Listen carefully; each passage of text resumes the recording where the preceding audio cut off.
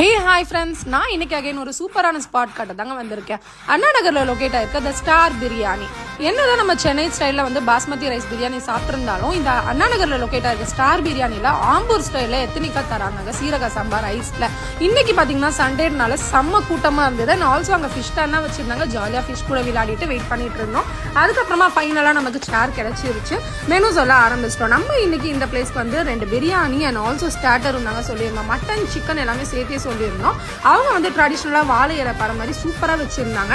Raita and also வந்து அந்த பிரிஞ்சால் கறி எல்லாமே வச்சுட்டு ஃபைனலாக பிரியாணி வந்துடுச்சு. மட்டன் பிரியாணியாக இருக்கட்டும் சிக்கன் பிரியாணியாக இருக்கட்டும் ரெண்டுமே ரொம்ப சூப்பராக இருந்ததுங்க. ஸ்பைசி ஆல்சோமே ரொம்ப கம்மியாக இருந்தது. குழந்தைங்களுமே லைக் பண்ணி சாப்பிடுவாங்க. இன்னும் ஏன் வெயிட் பண்ணுறீங்க?